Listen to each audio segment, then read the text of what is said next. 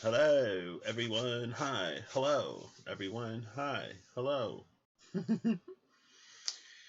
So it's day two. Let's see. Well, first of all, I feel like I'm in a chariot energy of sorts. The chariot is one of my birth cards. I'm a tower chariot. If I feel like the tower part has become more apparent, I guess more pronounced in recent times.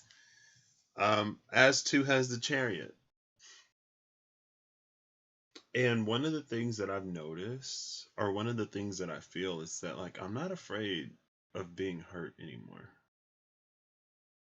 Like I've lived so much of my life afraid of being happy and losing that happiness or being hurt that it kept me from doing a lot of things. And like for the first time, maybe ever, like I don't have any regrets about 2020 or life since then. And I used to live a life full of regret. And I don't know. I'm just like, I'd rather be hurt than regret not doing anything. And I know it's kind of cheesy and it's like a thing, right? You miss 100% of the shots that you don't take. It's not that one, it's another one. But it's true. I don't know. I'd rather live life. Anyway, so let's see what's next. The next card we have is that the Ace of Pentacles? It is. Ooh, the Ace of Pentacles. So the Ace of Pentacles speaks to aces speak to potential. And yeah, I know it's a little weird today. I just didn't feel like moving it over. There you go. If you want to see it closer. There you go. Oh wait, there you go. Ace of Pentacles. Aces speaks to potential. Pentacles speaks to the physical experience. So it could be health, it could be wellness, it could be wealth, it could be family, anything tangible around you. And with the ace being here, I feel like it's the potential for a whole new experience. It's giving me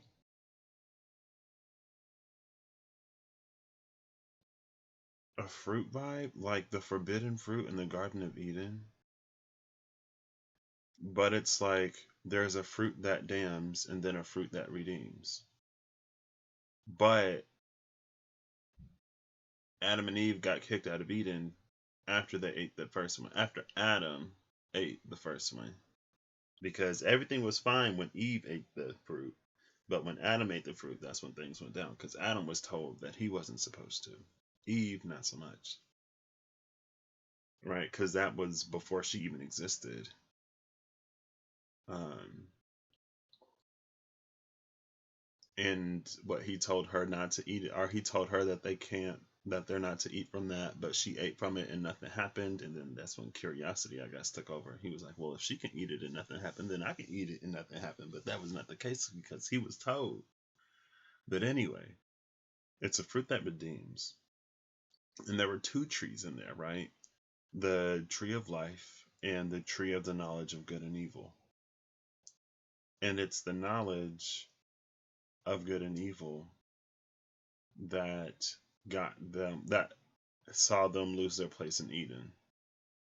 And like God knew that they had eaten of the fruit because one day he peeks in on the Garden of Eden and Adam and Eve are covering their naughty bits. And God's like, what's up? Like, what are you doing? What are those like leaves or whatever that you're wearing? Like, why today all of a sudden? And Adam's like, oh, it's because like we're naked. So we're covering up. And then God was like, wait, how do you know that? And then Adam was like, it was because and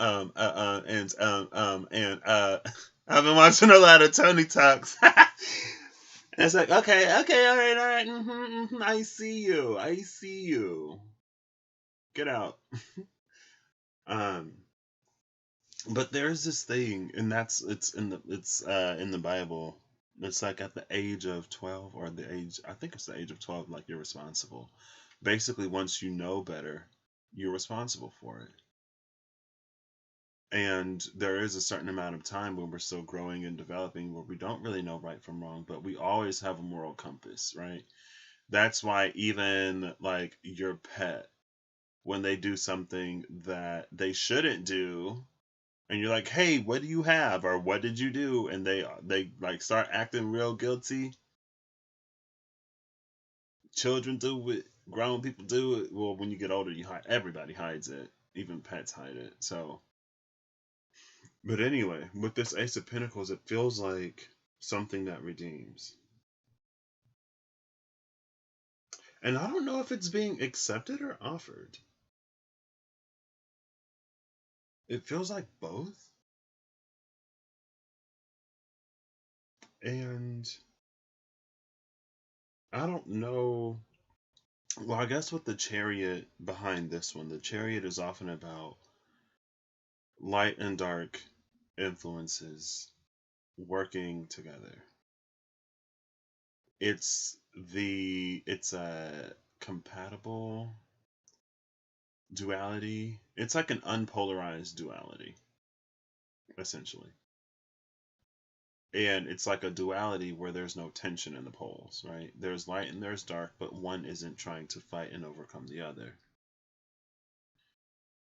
And so they both exist in the Chariot in their higher forms, and they coexist to the point of it's like a Big Bang energy. Hey, and then here's the world that is the pinnacle. So maybe it is a Big Bang. Um, because it's like it's light and dark working harmoniously. And what it does is like it gives rise to a sun and then to a planet, right? Because the sun is the light, and but the sun can't experience light and dark. So something has to be there to experience light and then experience lesser light. And that's where the planet comes in. Now, if we are consciously experiencing this, then that's where a conscious life comes in. I guess a planet can hold a consciousness. Anyway.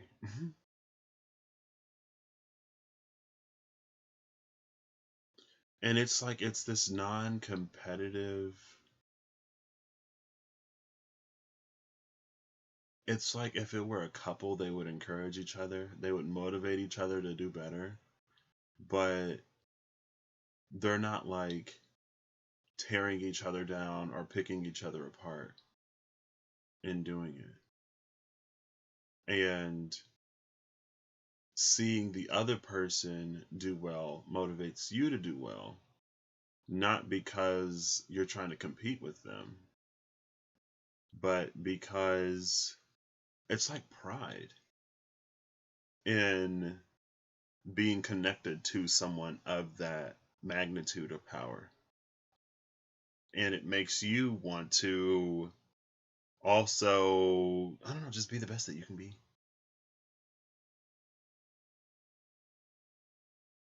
And so it's almost like a restart button, but with more love than we had the first time. And like not selfish love either, right? Not like I love this person and I don't love that person, so like we take from that person so I can give to this person or whatever. It feels like a gift of a brand new beginning, but it's a Pentacles beginning. And so your heart, your mind, and your soul are all the same. It's just like being transplanted in a different set of experiences, a higher set of experiences, because we offered something to be redeemed. And in return, we got this Ace of Pentacles. And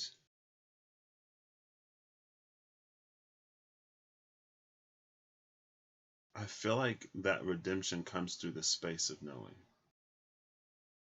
Because that's what damned you in the first place, or damned us in the first place. So it will also be what redeems us. And according to the Bible that I learned growing up, it feels very much so like a lot of stuff,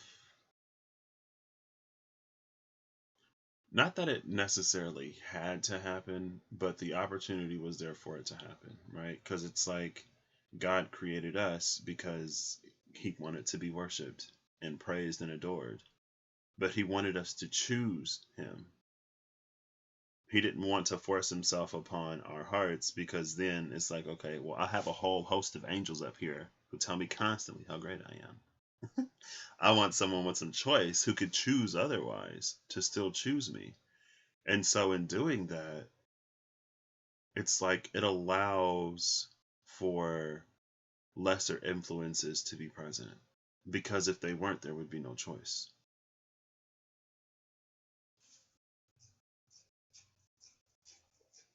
Right. And so in the choice, now we have a knowing.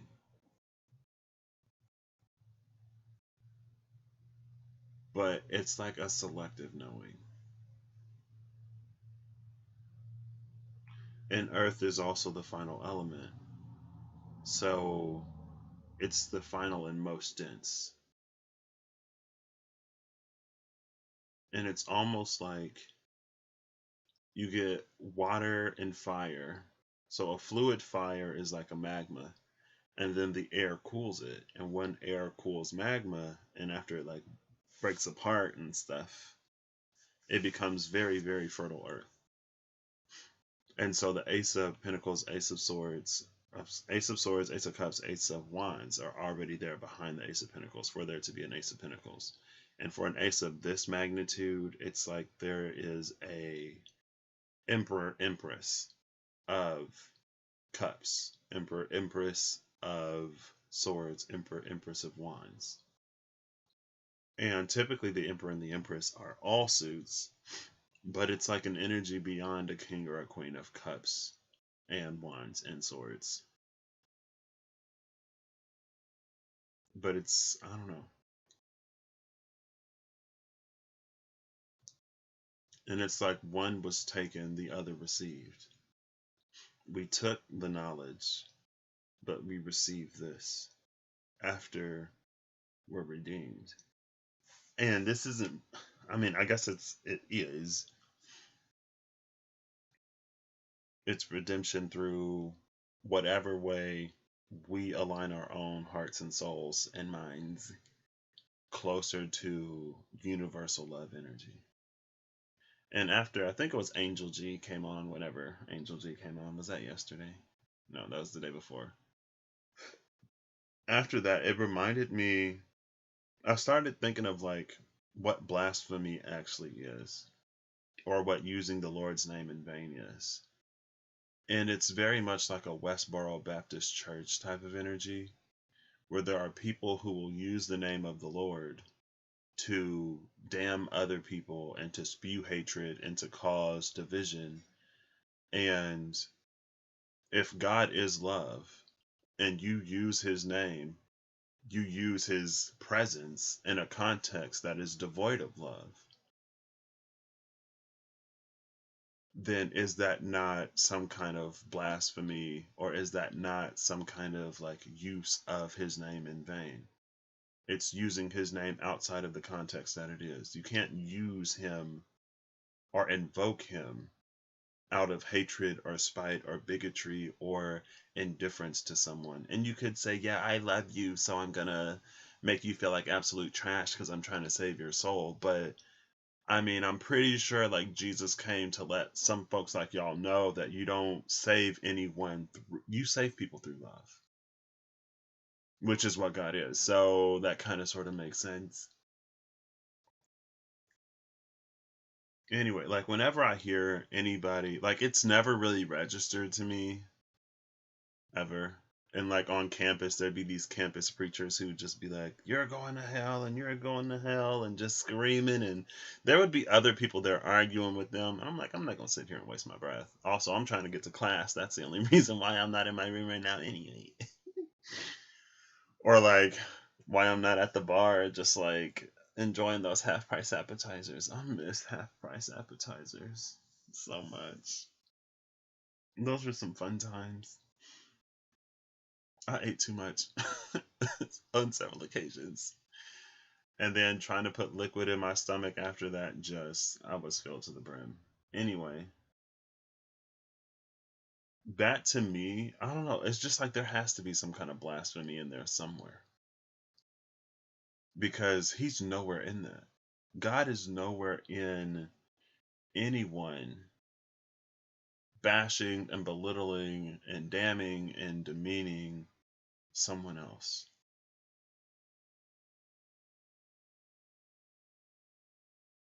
And so I guess it's all of these contexts that we try to put the divine in, or the less than divine in which they may have no part.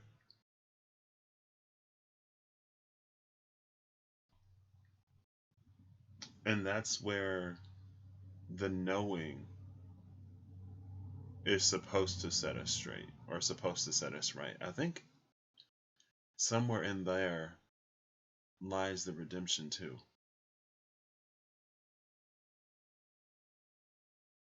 Because once you get the Ace of Pentacles, with Pentacles being the final element, it's like you're on the precipice of magician energy if you're not already a magician. That's why you were granted the last tool, which is the Ace of Pentacles.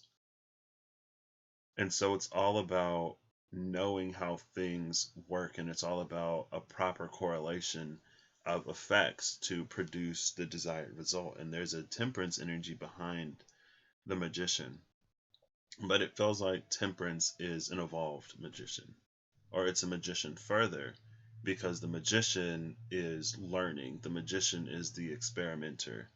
Temperance is when it's mastered. The magician is like the mad scientist. Magician is like the scientist, like, I'm gonna put this together and that together and this together and that together in these portions and see what happens. And then I'll do it again, see what happens. And it's like when we get to temperance, by the time we get to temperance, it's like, okay, I need 3 of Pentacles, 7 of Wands, 4 of Cups, and a 5 or 6 of Swords, a 5.5 of Swords to make this thing work. Like, that's how much earth and air and water and fire I need to pour into this to get it to coalesce and then expand and multiply.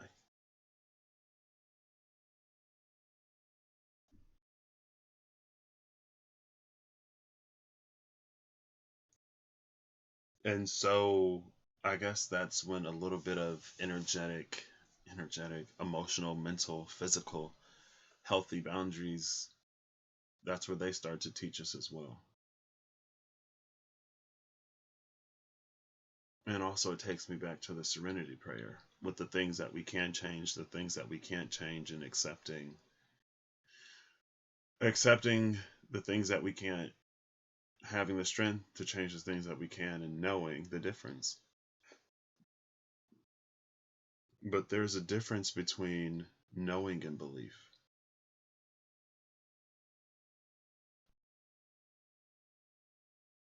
And I mean, the fruit of the tree of knowledge of good and evil, that just sounds like a conscience to me. That's the Jiminy Cricket in all of us. Adam and Eve gave us a Jiminy Cricket. So we ain't out here causing problems, not knowing that we're causing problems. But as long as we didn't know, we were fine. But since we do know, it gives us an opportunity to create more. And maybe that's where the redemption comes in. It comes in through the space of what we create and what we give our energy to and what we indulge in. And that's how it's redeemed. And that makes sense because, when you use something responsibly, when you prove that you can be trusted with it, you get more. The Ace of Pentacles is the beginning of the more. It's like a key to a door with all of the more inside. A key to the door with all of the more in store. That's what this Ace of Pentacles is. Oh, the key! I put this on, like, I don't have any earrings in right now, and I didn't have this on, but I was like, I want to put this on. This has become my favorite accessory. I try to wear it as much as I can. And it's a key with some pink rhinestones in it. If you can see it, you can see it. There you go. It's a necklace. I got it on Christmas. Was it? I'm pretty sure it was on Christmas. I don't know. Most of the things I wear come from my mom, so she showed this on one of her lives. I was like, whoa, where did those come from? I want it. She was like, Patrick, you don't want this. Like 99% of the things I have from her, she's like, you don't want this. I'm like, yes, I do. Actually, I do. She's like, sometimes I feel like she'd be thinking like, this is for girls. And here I am like, I don't care. I like it. I want it. It's mine. Thank you. But that's how it's redeemed.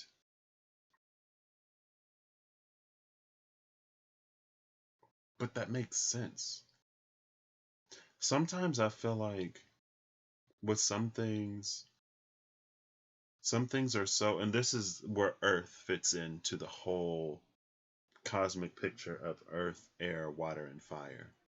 In the absence of fire, in the absence of air, in the absence of water, there is still earth.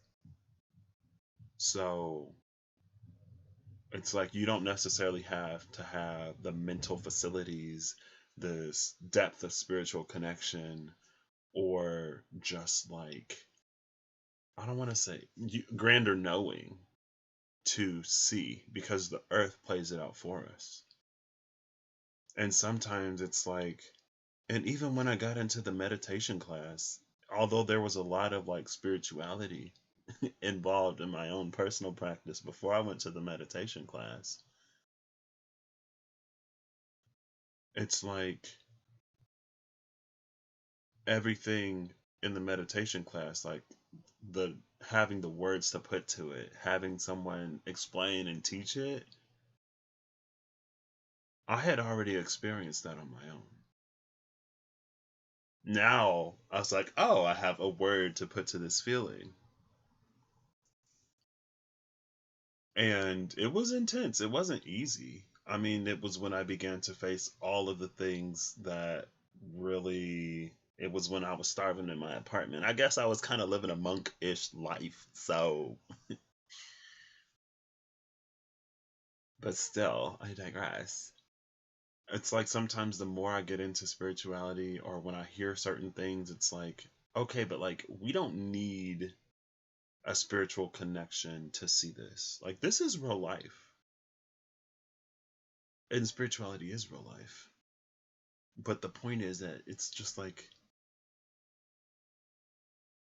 I feel like at a certain point we come to think that there are so many things that we need. And there are so many labels that are so enticing in the power or the love or the uniqueness, because everyone wants to feel special. And everyone wants to feel loved. And everyone wants to feel that there is a special certain one person, someone that satisfies and checks all the boxes. I am unique, check. I am powerful, check. I am loved, check. Sign me up. Oh yeah, that resonates for me. That's mine. That's mine. And it's like you listen to it, some of the stuff, and it's like this defines so many relationships.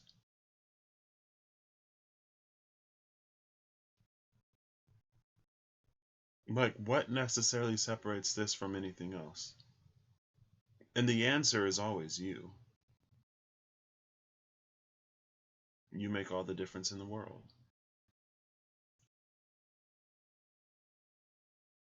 But just more generally, I feel like it's like these things that we kind of sort of blow out of proportion or we make bigger than what they are. But it's observable in your everyday life.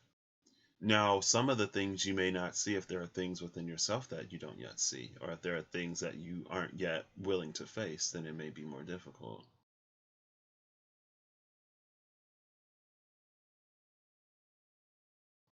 And it goes back to the energy of universal witness.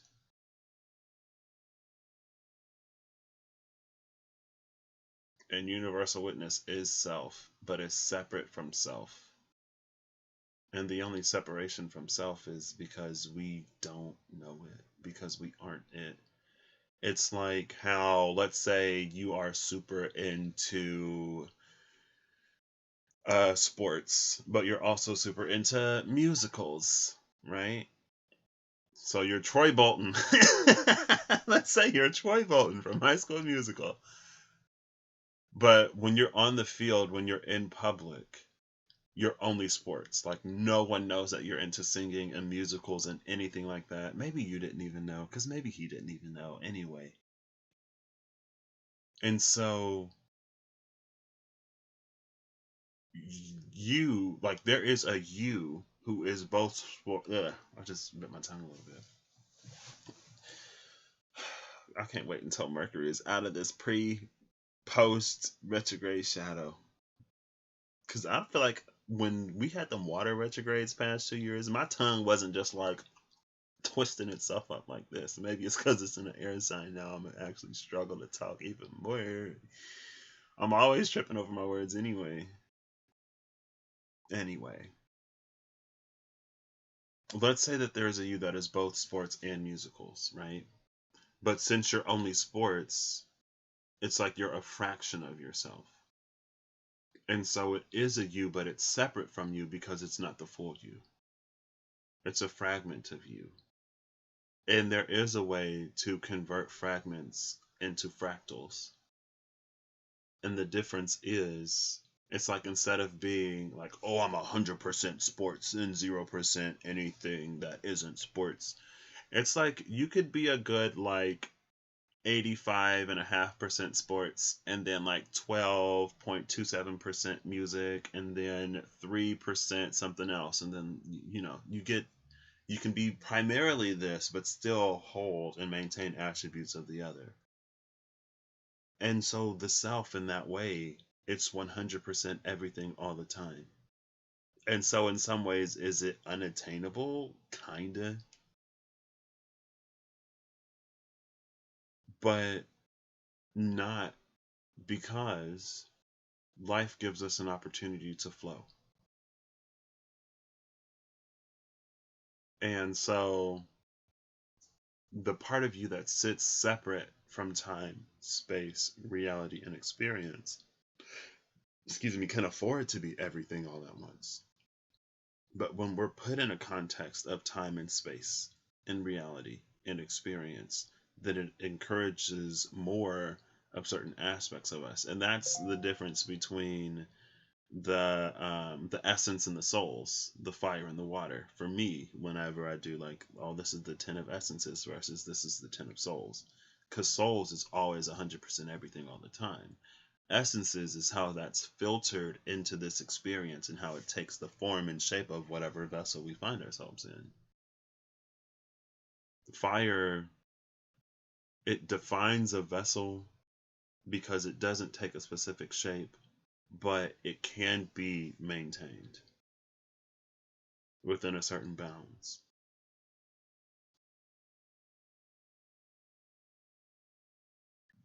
But the more defined it is, the hotter it is. Right? It's like a Bunsen burner. When you close the thing and it goes like that blue instead of the red, because it's like a fire that's this big is usually less hot than a fire that's like this concentrated. It's like welding. Um, Blowtorch, that's what it is. It's like a blowtorch or a flamethrower instead of, a campfire.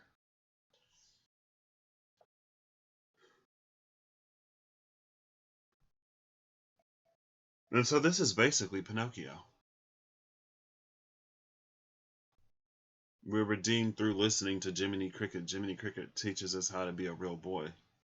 Pinocchio had choices the whole movie. It wasn't until he started listening to Jiminy that he stopped being a little donkey and started being more of a boy. Now, we saw the mule, and I wanted to pull those today, but I was like, no, because I'm supposed to just go off of the energy of the one card and expand upon that. So I didn't. But the mule and the bull, I remember that.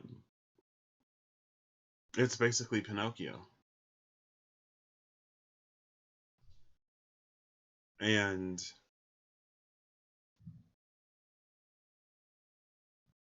there's it reminds me of like wishes may bring problems such that you regret them. Better that though than to never get them from Into the Woods. Because it's like Geppetto's wish was for him to have a son, and he got Pinocchio. He didn't necessarily need a real boy. He just wanted something conscious to look after and take care of, and somebody to call him Papa. Sorry. And now Pinocchio, a conscious. Yes. 1 second. Hold up, y'all.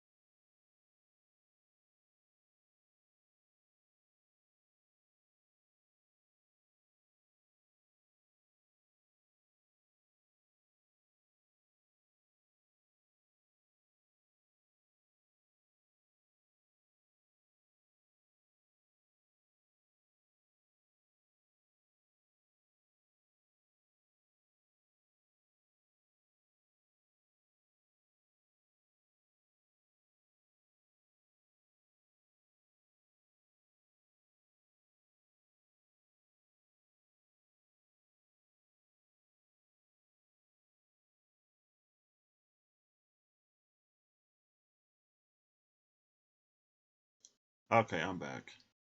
Oh wow, so when I turn these off, oh, that makes sense. Oh, maybe because they all have their own mics. Um, so it's like Geppetto got his wish, but Pinocchio in his newfound consciousness had to go on a journey to get his own wish. And so it's a wish that begot another wish. And it's this energy of like more surface level versus a deeper satisfaction. Now, in Pinocchio getting his wish, it fulfilled even more Geppetto's wish. But it's like Pinocchio got to choose and then act in alignment with, earn whether he'd stay a puppet or whether he'd become real. And I guess there's a difference in that story in an inanimate life and in an animate life. In an inanimate life, it's like something takes on characteristics of us. And that's very like masculine creation. I feel like masculine creation is the projection of one's own consciousness onto something else. And feminine creation, it's a vessel that is capable of holding consciousness. And so Geppetto wasn't able to, because there was no feminine presence present besides that of the fairy, the blue fairy. But it's like all his masculine energy could do on its own when it was granted permission from a divine higher source was sort of like project a piece of his consciousness into a vessel that wasn't necessarily capable of holding its own. And so that's why it was a puppet instead of a real boy. And like, who's to say that Pinocchio wasn't just like Geppetto when Geppetto was Pinocchio's age? But he wanted a son, so what it did is like it took his consciousness, it turned back the time on it, and then it projected that consciousness into this puppet. But when Pinocchio wanted to become real, then that's when he had to go out and have his own experiences. That's when he met Jiminy Cricket, which was his fruit to tell him right from wrong. And he had to grow and he had to make his own choices. And so it's like as his consciousness evolved from a projection of Geppetto's into one of its very own, that's when he became real. And so the world was the womb in which real boy Pinocchio was born. Geppetto's workshop was the womb in which that consciousness was sort of projected, and then it lived, it animated something else.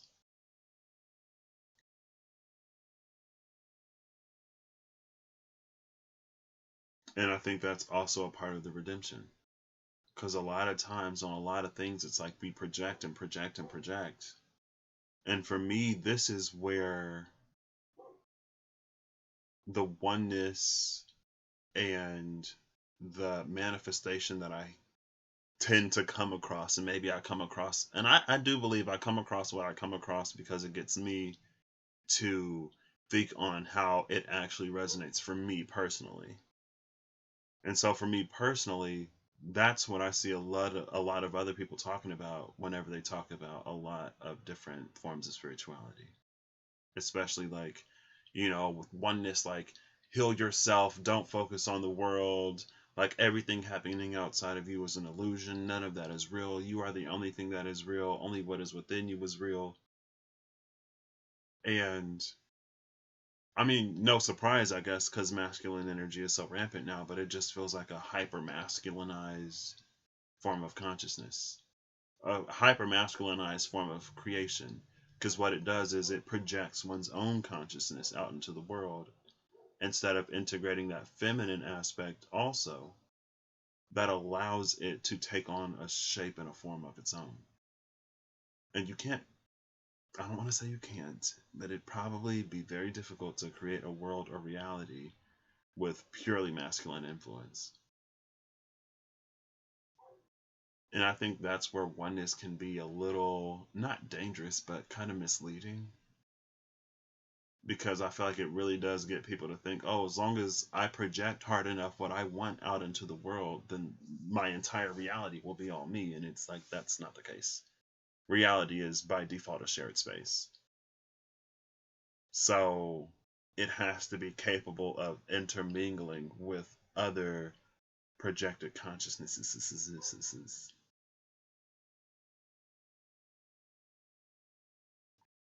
And that's where releasing and letting go is important, because feminine is receptive. And receptive doesn't necessarily mean passive, but it is receptive. And so it has to be capable of taking in other forms of consciousness, because the feminine creates the vessel for the masculine projected consciousness.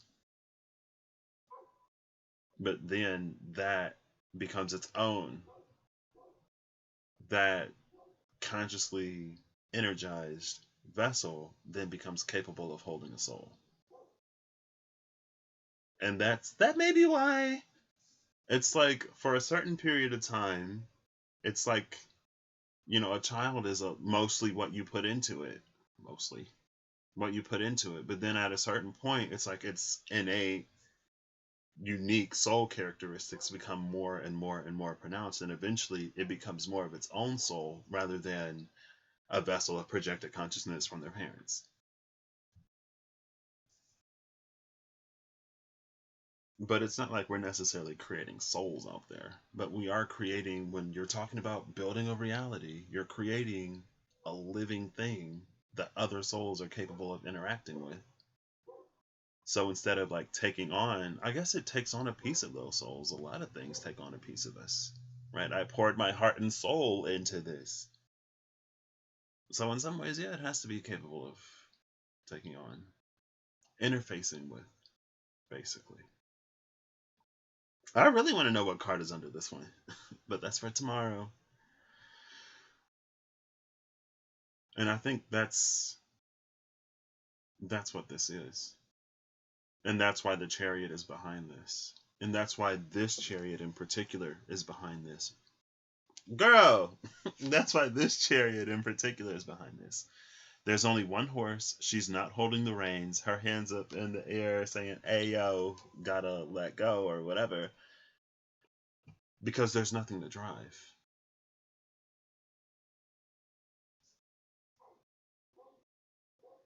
And I've been catching up on this one show. It's a show that involves magic. And there's this dude who, like, they live in in their hideout, and they're like, the rooms always change, like it's never the same. And then, like, hundreds of episodes, or like 100 episodes later, you find out that there is a person who has magic that can rearrange the room. Now, the reason why this person constantly rearranges the room is because they're constantly destroying the house. So they wake up and he's like, I forget what it looked like the previous day, so I just put it back together.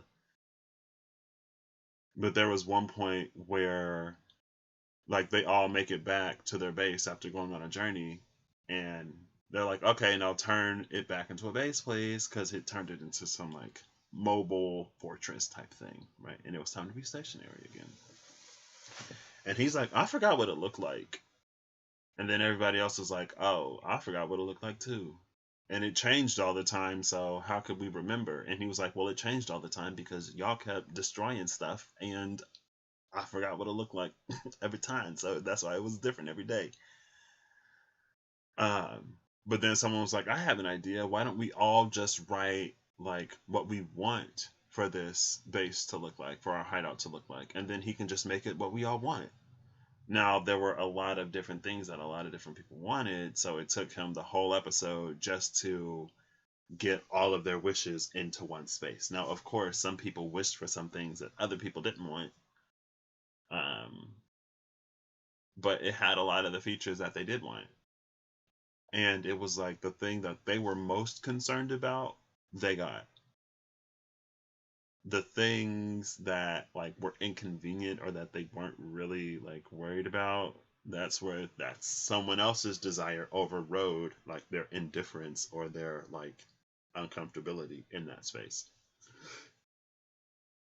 And I guess I'm talking about all of that because that's, like, part of the reality that we create. Like, we don't create a reality in which we are the only living, breathing, conscious thing.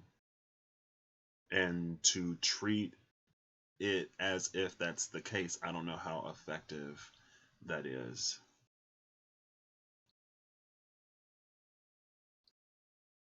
And it's like, within ourselves, we shut the door on things that we don't want, and then we go out into the world and we shut the door on things that we don't want. And it's like, if you close the door here and you close the door there, this is how much space you have to live. When you open those doors, you clean out those rooms, you get rid of the stuff that you don't want, you find some things that, oh my gosh, like, I was holding on to this for when I need it, and now I need it. I forgot about this, but now I have a use for it. It opens you up to go beyond the scale of this little window in the video. But as long as we're projecting out this, like, my consciousness, what I want, and girl, it's like you don't even your own consciousness ain't even fully explored. So who's to say that the nightmares out there ain't come from you? All that stuff is probably behind one of the doors that you refuse to go in. And then you reject it as if it's not your own. Anyway, we're not going there today. I love that we go from the riddle of the Sphinx to the riddle of the fruit from the tree, the forbidden tree. And then the tree of life was also there. And I think that's the second fruit, because you can't fully interact with the fruits of the tree of life without the knowledge of good and evil. And I feel like it's not a knowledge of good and evil as far as, like, this is right and that is wrong, this is good and that is bad. It's almost just like a knowledge of dualities in and of itself. And when you interact with the tree of life comes that magician fool like quality. The fool quality is accepting paradox. The magician quality is working with it, coming into the temperance of proper balance, which is the justice and everything else that gets you to the world. But what culminates before the world is judgment. And you can't operate in that judgment energy without that knowledge.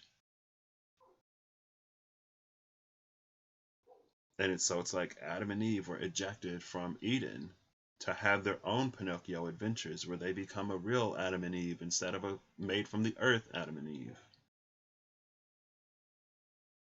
where they discover the soul that their vessel is capable of holding. That just hit like all the way weird because it reminds me of that same show. In the beginning, there are these grimoires. That's how they cast their spells. But the grimoire chooses the person. When they become of age, they go to this choosing ceremony, and then a grimoire will fly from somewhere. If it's a 4-leaf clover, it's like real good. It's like, oh my gosh, it's like a person who's loved by mana or loved by magic, and so magic comes easily to them, and they have a lot of power and capabilities.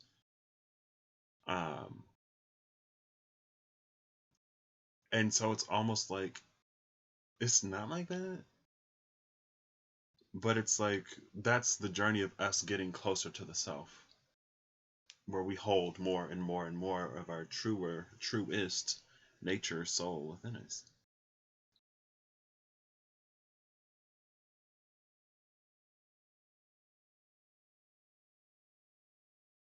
I did not expect all of that. But that's why I love like just digging into one card. So that's where I'm gonna end this. Like I said yesterday, just because it's only gonna be one and I'm not gonna be shuffling, don't mean it's necessarily gonna be shorter. But this may not be as long as it was yesterday. I don't know how long it was yesterday. Anyway, I'm gonna go now. This was really, really, really fun. Um, and it's kind of sort of the nature of the journey in which I wish to take. I don't know how it's gonna work. It was a few months to a year ago, more between a few months and a year. So let's say like between 7 and 9 months, maybe 10. When someone was talking about masculine and feminine, and it's like, okay, well, masculine and feminine, they're a thing, and you need both masculine and feminine to create. So this is me. This is the type of person I am. I'm like, how do I polarize? How do I first strengthen and then polarize the masculine and feminine energy within me so that I can create?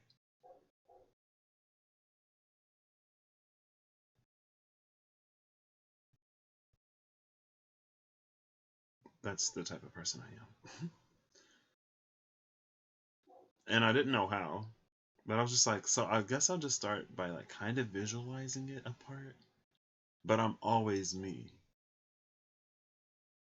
And so it's like this,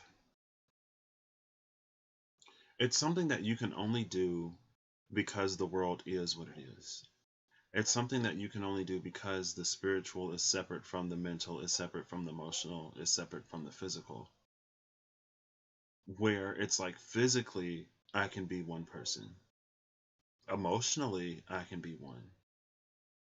But mentally, and then integrating spirit, I can create like an image or a visual of a polarized energy that is my masculine and that is my feminine. And there's an axis between them in which all things that I wish to create has to be pushed through. And so it's like, wow, at now hindsight and blah blah blah whatever. So now it's like I can be both a polarized individual and a whole at the same time. And honestly, what it looks like, it's like firing a bow. Right? It's like you have this and you have that, and then you have the curvature, which is the string. You have the string that runs between it, and then the curvature, which is the bow. You knock an arrow and you pull it back. Now, pulling back the arrow is when the masculine and the feminine polarized energy flow into the same point to begin mixing and mingling and creating something.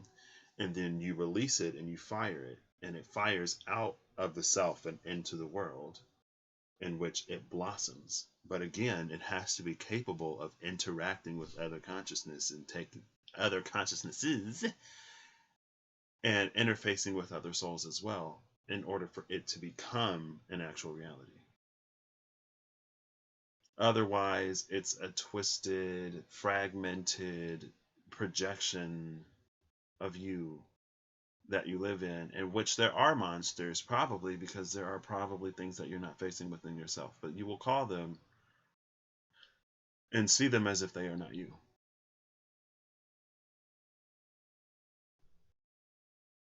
And it reminds me again of I made a card out of it because the energy came back. It was the Archangel of Healing into the Ace of Cups, which was like a spiritual sensory deprivation tank in which we go into and we are dissolved into light and shadow and the things that sort of exist in between that can kind of sort of exist in both spaces. And the task is then to separate that which is our light and our shadow and our in between from everything environmental and circumstantial and situational and everything that was projected onto us that we then take in and take on, aka environmental, circumstantial, and situational. And then when that comes back together, that's the 10 of essences. Ace of essences is when, like, the Ace of essences is the tank. The 2 of essences is the sort of polarized separation. The 3 of essences is when those in between pieces start to arise. And then the rest of the journey is us sort of picking through and sorting out what is us and what isn't us. All the while getting closer and closer to the true nature of our souls. But that, again, that's how the essences and the souls are intertwined. But at the 10, it's like completed. And then we go to the initiate, the scholar, the teacher, and the sage to hone that understanding.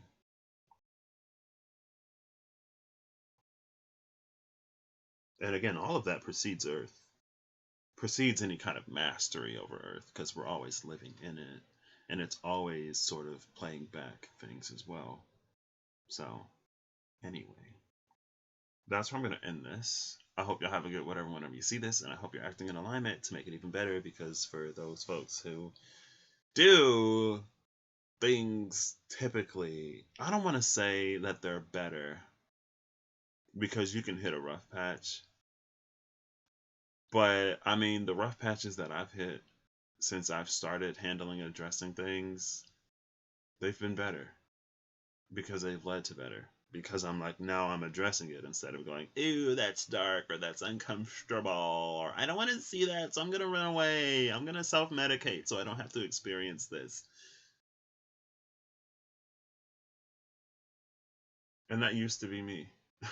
That used to be me so hard. Like, as cognitive and like as much as I cognitively dissect all of this stuff, girl, I was picking stuff apart, keeping myself stuck very intentionally. And I knew that a lot of the things, and that's another thing I guess that was a blessing for me when I decided to start handling things in 2019. Well, end of 2018, beginning of 2019 is when I was like, okay, so this year it's going to be all this all the time. Um, like a lot of the things I knew, a lot of the blockages that I knew about because I made conscious decisions to not handle and not address them. I made conscious decisions to live out a worst case scenario because I didn't want to have to handle and face them. And now it's like the biggest chunk of that worry and that fear and anxiety is kind of melted away. And it never would have happened. And it's something that, honestly, if I wanted to know, I probably could have known a long time ago. But even when it came to the diagnosis, I didn't want to know anymore. I didn't research it. I didn't look into it, like, barely at all. I ran from it because if I ran, maybe it wouldn't be real. It was like looking into it was making it a part of my reality. And I think that's something else that we can talk about real quick. And I think that's something that we feel and that we fear sometimes. It's like if I acknowledge this as real, or if I look into this, That's me acknowledging it as real. And I don't want for this to be real, so I'll just ignore it. Or I'll explain it away using whatever my brain can manufacture, and then I'll believe to not have to deal with this. And that's the thing that a lot of people do in a lot of ways. And it becomes these illusions that we put ourselves under, which is a very 12th house, very Piscean energy. It's the shadow of Pisces, but it's very Piscean. And maybe that's the thing about the age of Pisces. Maybe that's it. Where we convince ourselves we buy into whatever we need to buy into to see reality in the world in which we need to see it, to keep whatever illusion or facade up so that we can be comfortable in what it is. And we can be comfortable or find comfort in a lot of things. We can find comfort in anger and frustration and hatred.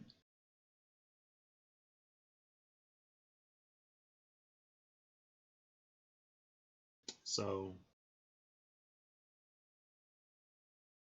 I forgot where I was going with that.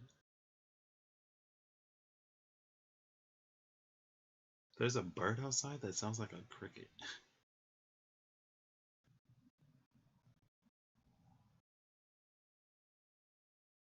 Because it's like I hear a chirp and then it sounds like cricket noise. I forget where I was going with that. The things that we convince ourselves of. I think I was just talking about me, myself, personally. Even though I knew that it wasn't real. Like, I knew that they were illusions. But it's what I was buying into because I didn't want to face the projected nightmare reality that I had foreseen. But there are things that happen in life that we don't foresee. And it takes me back to the spin from yesterday. Things could be heading in one direction, but then go in a completely opposite direction. And like a year ago, when I tapped into the space of the future, it's like my nightmare didn't exist. My nightmare reality didn't exist. The outcome that I had feared, it was never there. Oh, that was 2 years ago. That's 2019. It's 2021 now. So 2 years ago, almost 2 years ago, when I tapped into that future space, my nightmare didn't exist. A year ago, when I tapped into a different space, it still didn't exist. But I noticed that it didn't exist in this one. And I lived enough life to find out the reason why.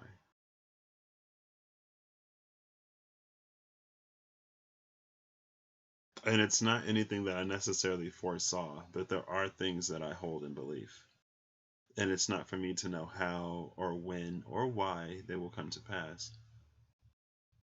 It's just my job to keep living life and to be present in life, present in the moment, to show up and not run away when things get challenging or difficult. And are things going to get challenging and difficult? And am I going to choose to just go to sleep some days? Yeah. But eventually, I'll have to wake up and face it.